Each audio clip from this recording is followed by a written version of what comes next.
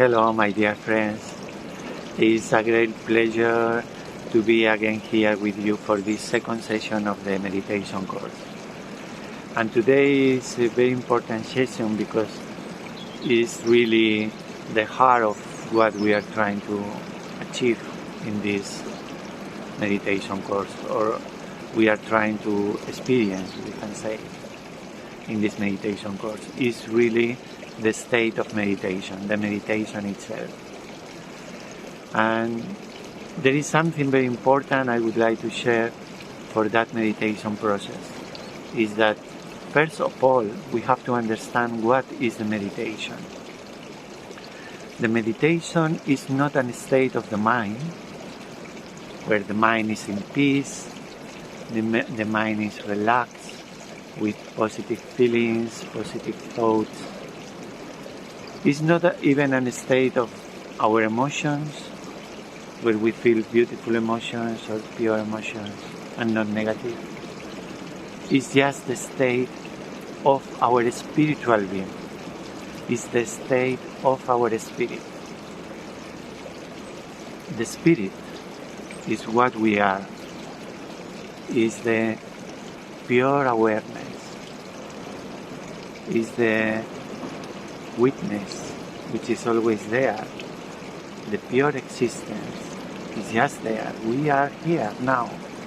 And that pure existence has the power to watch, to see, to perceive, to contemplate. That power is the power of the spirit. And when the spirit is contemplating, there is not any reaction in it. Either what it contemplates is beautiful or is ugly, is positive or negative. The spirit doesn't react. He just watch, contemplate. That is the power. That is the state of meditation. Pure contemplation. Pure watching. Pure witnessing.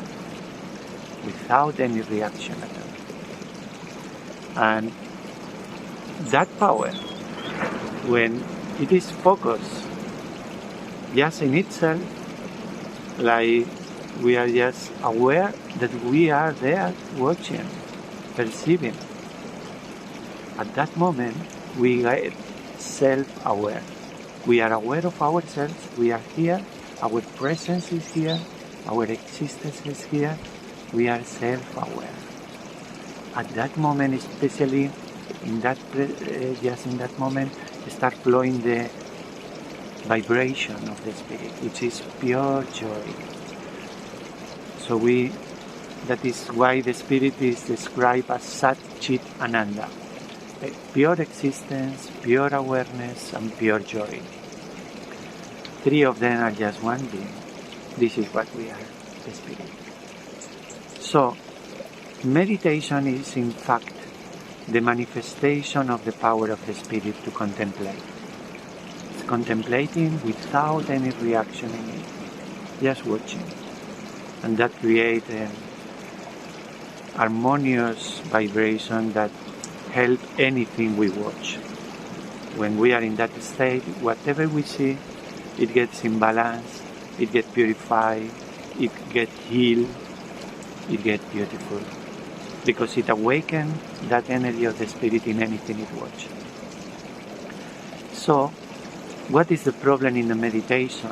The main problem in the meditation we found is that we are not in that state. Our spirit is in a way covered but by our mind, our thoughts. In fact, what is happening is that the only thing which is here is our spirit, that awareness, that pure existence is the only thing real here.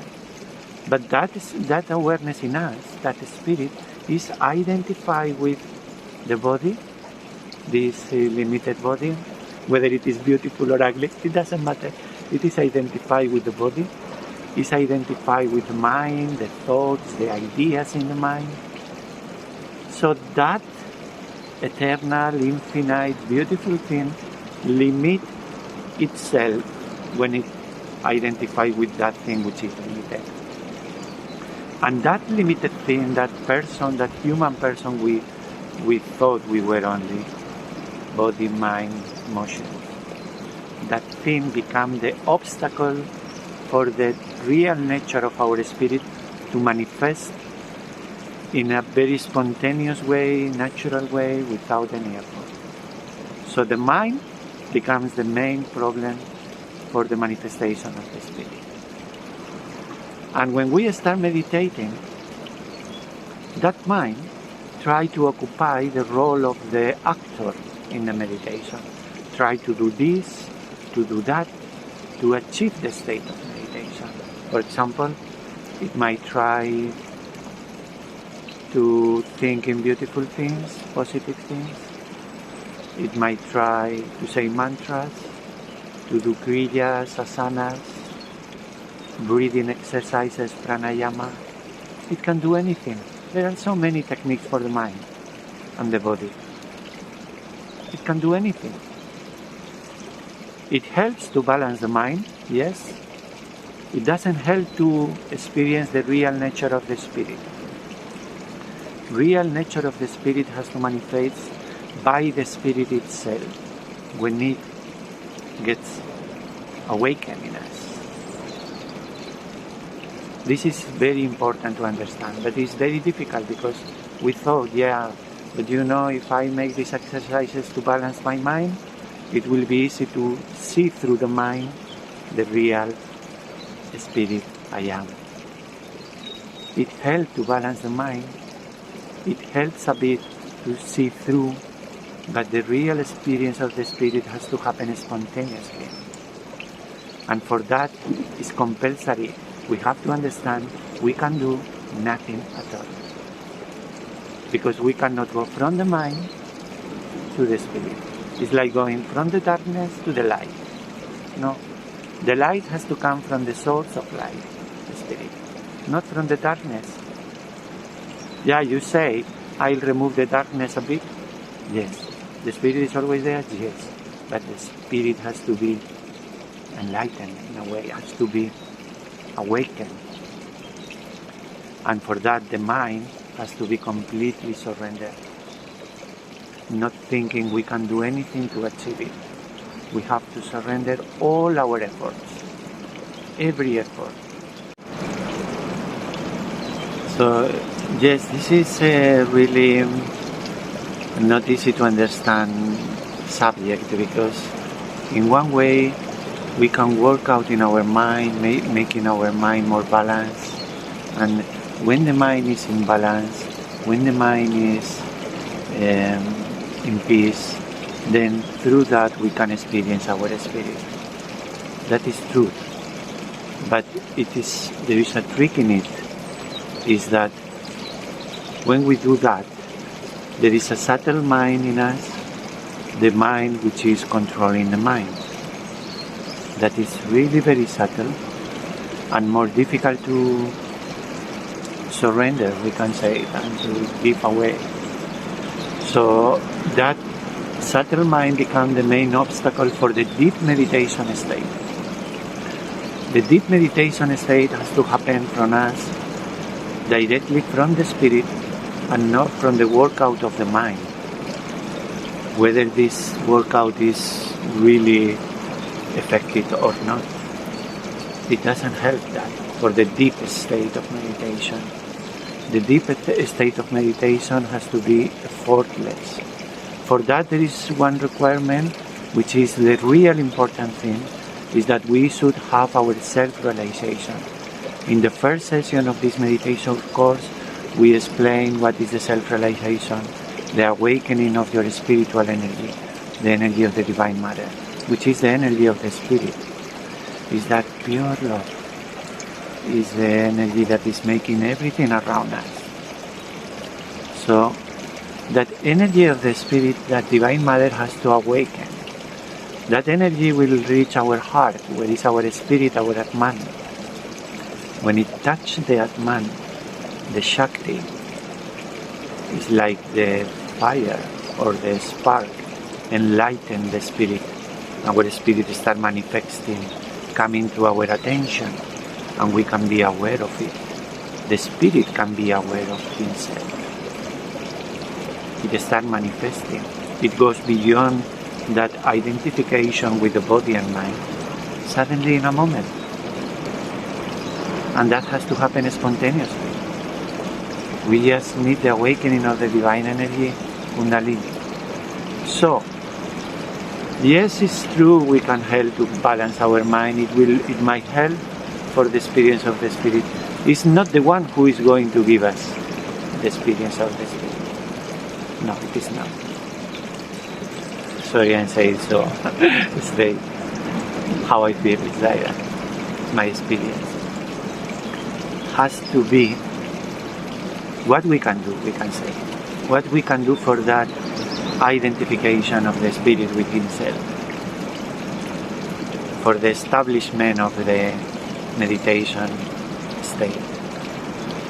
That person that we are, that we can say body, mind, the spirit is identified with it, is in the state of confusion. That's why it doesn't manifest. What we can do from the mind to allow that manifestation. We have to understand this mind, this body is just like a small child. It's our inner child. And that inner child, we can call it child because still it's not mature to realize the spirit, to realize his own nature. So he's confused. So that inner child, in full awareness, has to surrender completely to that spirit in us. For that, we need to be aware first. The spirit is already here. We are now that. Whether we experience it with full strength or not is another question, but it is here now. We trust in our spirit. We trust in our divine energy, Kundalini. And then from that inner child, we have to say to the energy, make a dialogue. The dialogue is already there in our mind, out of control, but now has to be aware dialogue. And we have to, from that inner child, say, Mother, I know nothing, I can do nothing. I'm in your hands, I trust in you.